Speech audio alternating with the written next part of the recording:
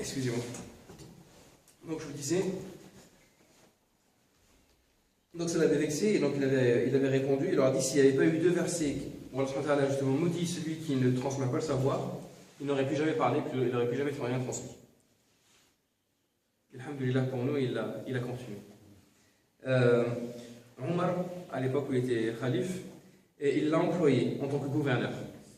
Il l'a envoyé, il me semble que c'était au Yémen. Il l'avait envoyé en tant que gouverneur. Donc il est allé, et quand il l'a rappelé, donc à la fin de sa mission, quand il l'a rappelé, Omar jugeait tous ses gouverneurs. Il comptait la somme qu'ils avaient au début et la somme qu'ils avaient à la fin de leur mission. Et si l'écart était trop important, si l'évolution était trop importante, il prenait le reste. Il allait aux pauvres. مرة سيدنا عمر بن الخطاب بعث أبو هريرة للوالي تاع البحرين، قال له تروح تجيب لي نصف ماله. هو كان كل مرة يدير الوالي هكذا، دار حتى لولده هكذا سيدنا عمر بن الخطاب، فقال له تروح تجيب لي نص مال الوالي تاع البحرين. مشى هيا هذه قداه جيب نص وصل جاب له صباط خف هز فردة وخلى له فردة. قال له يا ودي خذهم في زوز ما تخلي لي واحد واش ندير. قال لي جيب النص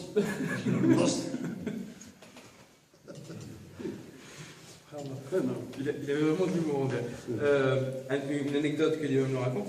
Un jour, justement, Omar l'a envoyé lui en fait pour aller récupérer l'argent d'un des gouverneurs. Donc il lui a dit tu vas aller voir le gouverneur. Ouais, aller voir le gouverneur de Bahreïn, je crois que c'est en français, Bahreïn. Donc il allait voir le gouverneur de Bahreïn et de ramener la moitié de ses biens. Donc il est allé le voir et ils sont mis à compter pour trouver la moitié. Au moment où le gouverneur de Bahreïn lui a ramené ses chaussures, donc il a amené une paire de chaussures, Abu Huraira a pris un pied et il a laissé l'autre. Et lui, il a dit, bah non, prends les deux. Il a dit, non, on m'a dit la moitié, je prends la moitié. Et donc, quand il revient de la mission où il a été employé, lui, comme gouverneur, Omar juge. Et vous savez, quand Omar a une justice, il était extrêmement dur, surtout avec ceux qui avaient le pouvoir, et lui-même en premier. Et donc, il s'est mis à compter sa richesse, et puis il voit. Alors, Abu Huraira était revenu avec 10 000 dirhams. Donc 10 000 dirhams en or. Donc il lui a dit ennemi de Dieu et ennemi du livre de Dieu.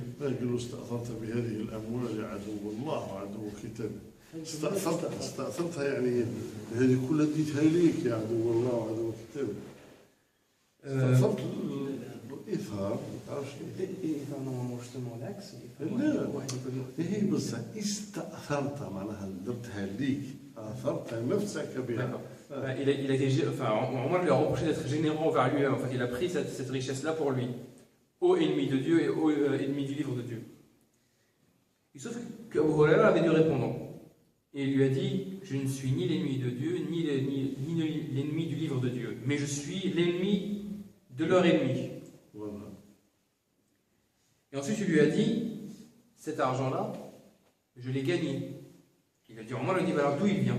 Explique-moi d'où il vient. Si t'as pas profité de ton poste, d'où il vient? Il lui a mis à lui expliquer.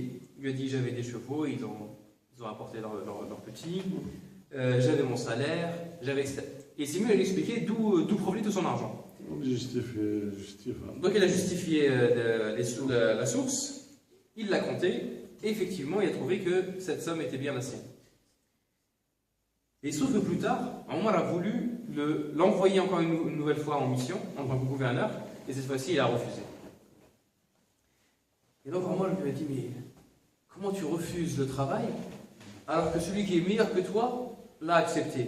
Youssef alayhi salam, le prophète. Et oui, c'est même pas il l'a accepté, c'est qu'il l'a demandé. Youssef alayhi salam, en tant que prophète, il a demandé à l'Aziz à l'époque, c'était. Avant l'ère des pharaons, il y avait l'Aziz. Il lui avait demandé de le nommer responsable des greniers. Voilà, des trésoriers, des greniers de l'Égypte. Donc il lui dit, celui qui est meilleur que toi, il a demandé le travail et toi tu le refuses. Il lui a dit, ouais, mais tu compares un prophète, fils de prophète, petit-fils de prophète, à moi, Abu Huraira, fils De Umayma. de Umayma. Oh, ça, Ouais. ouais. Il y a une grande différence, il n'y a pas de comparaison à faire. Et il nous dit effectivement qu'il avait beaucoup d'humour. Par exemple, à l'époque de Muawiyah, quand Muawiyah était calife, il l'avait nommé gouverneur de Médine.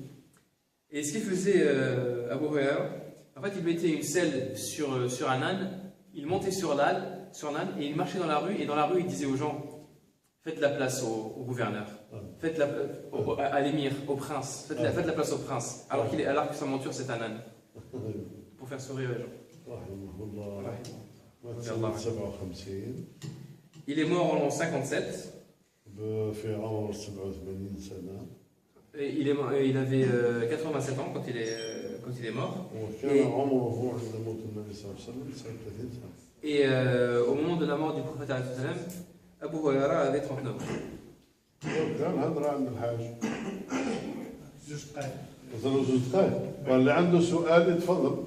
Si vous avez des questions,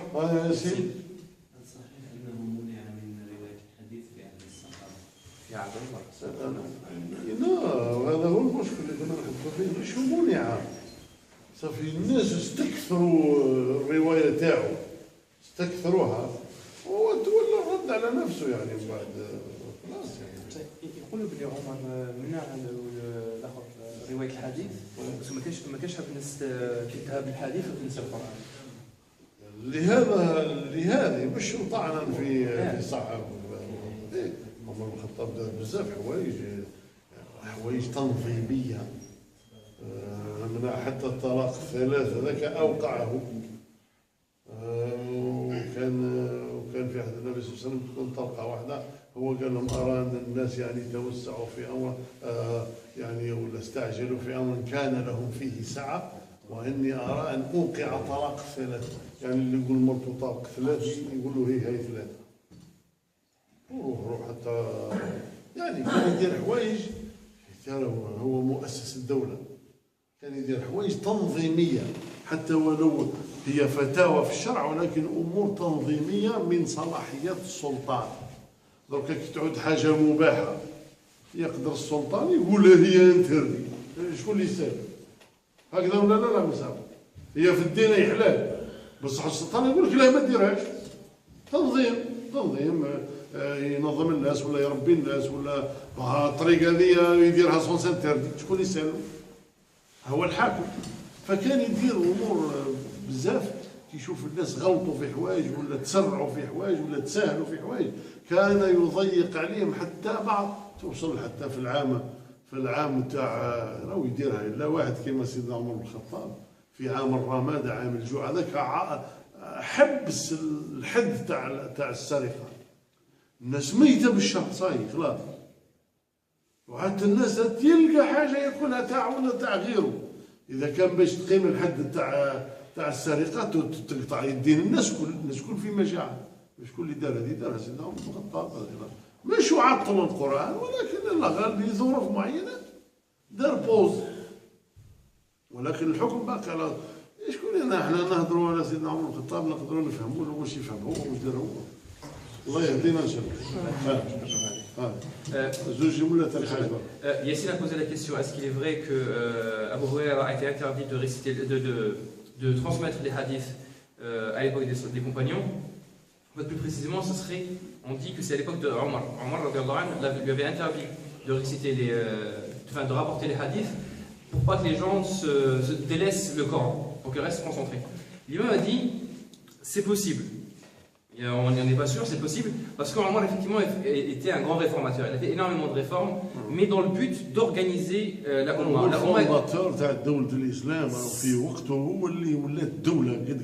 C'est vraiment lui le fondateur de l'empire musulman. C'est vraiment à son époque, c'est devenu réellement un empire, c'est vraiment devenu un pays stable avec une organisation. Et du coup, il a fait énormément de réformes. C'est devenu un vrai État. Et c'est à son époque, et donc c'est grâce aux réformes qu'il a mis en place. Il a inventé le système des ministères, etc. par exemple. هذا السيستم تاع المينستير هذا في عهده هو كل حاجه غير حاجه. واخر دعوانا الحمد لله رب العالمين. بتبارك الله.